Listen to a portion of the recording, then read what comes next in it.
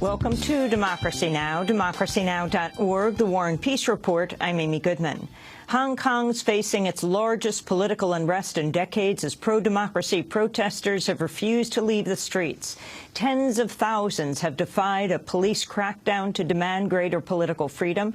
The protests began last week over China's recent rejection of free elections for Hong Kong. We'll go to Hong Kong for more after headlines. Afghanistan's new government has signed an agreement to keep 10,000 U.S. troops in the country. The deal came a day after President Ashraf Ghani was inaugurated. His predecessor, Hamid Karzai, had refused to sign the deal. White House Counselor John Podesta praised the new Afghan government Monday. The unity government represents the votes of all Afghans, and I encourage all Afghans to cooperate with the new government, and the United States looks forward to supporting the unity government and the Afghan people. Toward that end, we very much look forward to tomorrow's signing of the bilateral security agreement with Afghanistan, an important step in strengthening the strategic partnership between our two countries. The United States remains committed to a stable, sovereign, unified Afghanistan responsible for its own security. The new vice president of Afghanistan, Abdul-Rashid Dostum, is one of Afghanistan's most notorious warlords who was once described by now President Ghani himself as a known killer. We'll have more on that story later in the broadcast. The Islamic State has released a third propaganda video of British hostage John Cantley. Cantley, a photojournalist whose work appeared in Getty and other outlets, is shown seated at a table in an orange jumpsuit. He recites what appears to be a prepared script criticizing U.S.-led airstrikes on ISIS in Iraq and Syria, saying, quote, "Air power is good at taking out specific targets, but it is not much use at taking and holding ground." Violence is continuing in eastern Ukraine despite a ceasefire between pro-Russian rebels and Ukrainian troops. On Monday, a military official said 9 Ukrainian soldiers had been killed, while the city council in Donetsk reported at least 3 civilians had been killed by shelling. A new report finds more than 3,000 migrants have died crossing the Mediterranean Sea to Europe this year, more than twice the previous high from 2011. Globally, more than 4,000 migrants have died this year trying to reach wealthier or safer countries, including more than 200 on the Mexico border. Frank Lasko of the International Organization for Migration unveiled the findings. We now have a global estimate which indicates that we're dealing here with a long-term problem. Nearly 40,000 migrants, we believe, have perished since the year 2000. So this is a long-term policy issue which has not been properly tackled. Spain's Constitutional Court has suspended a referendum on independence for the region of Catalonia.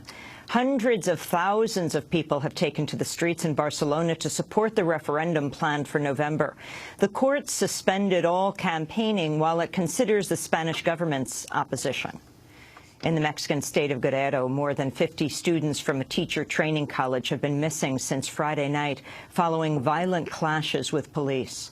According to human rights groups, police and unidentified gunmen opened fire on students in separate incidents near the city of Iguala, killing at least 2 and leaving 1 in a vegetative state. A third student was reportedly found dead with signs of torture. More than 20 police have been detained in connection with the attacks. The scores of missing students include many detained by police and others who scattered during the violence. A U.S. judge has held Argentina in contempt of court over its refusal to pay U.S. hedge funds that are seeking to profit off the country's debts. Argentina has moved to repay its debts domestically in order to avoid the judge's ruling, which barred them from repaying any creditors without also paying the so-called vulture funds. Argentine Foreign Minister Hector Timerman condemned the judge's latest move. This new attempt of judicial aggression against Argentina is an act of desperation on behalf of the vulture funds. They know that the impunity of their actions at the international level has its days numbered. New reports reveal a man armed with a knife who jumped a White House fence earlier this month, managed to run across most of the building's main floor. Secret Service officials previously said Omar Gonzalez, a former Army sniper, was caught near the main entry, but he actually managed to run past a stairway to the first family's living quarters and through the East Room before he was tackled at the entrance to another room. Secret Service Director Julia Pearson faces questioning over the incident before Congress today. The Supreme Court has delayed early voting in Ohio hours before it was due to begin today. The decision stays lower court rulings that blocked state attempts to cut early voting. The ACLU, which challenged Ohio's bid to restrict voting, said that in the 2012 election, more than 157,000 Ohioans voted on days that have now been cut, a disproportionate percentage of them low-income and African-American. A judge overseeing Detroit's bankruptcy has ruled the city can continue shutting off water to residents who've fallen behind on payments. Judge Stephen Rhodes ruled there is no, quote, enforceable right to water. Detroit began cutting off water to thousands of households several months ago, prompting protests from residents and the United Nations. California has passed a landmark bill to address sexual assault on college campuses. The so-called Yes Means Yes law is the first in the country to require schools to adopt a standard of affirmative consent when adjudicating sexual assault cases. It defines consent as, quote, affirmative, conscious, and voluntary agreement to engage in sexual activity, meaning lack of protest or physical resistance do not qualify.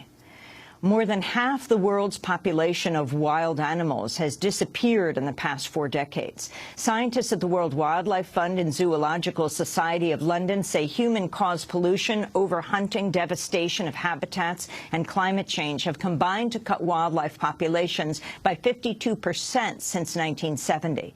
Meanwhile, another study confirms the link between human-driven climate change and record heat in Australia. Researchers found the heat wave, which made last year the hottest on record in Australia, would have been virtually impossible without climate change. And Black Panther Sundiata Acoli has been ordered released on parole by a state appeals court in New Jersey after more than 4 decades in prison. Acoli and fellow Black Panther Assata Shakur were both convicted of killing New Jersey State Trooper Werner Förster in 1973 after being pulled over in the New Jersey Turnpike. The shootout left both the officer and a fellow Black Panther, Zaid Malik Shakur, dead. Assata Shakur has said she was shot by police with both arms in the air and then again from the back. She later managed to escape from jail and flee to Cuba. Last year, she became the first woman added to the FBI's most wanted list. Sundiata Acoli is now 77 years old. On Monday, the court ordered his release, finding the parole board had, quote, acted arbitrarily and capriciously when it previously denied him parole.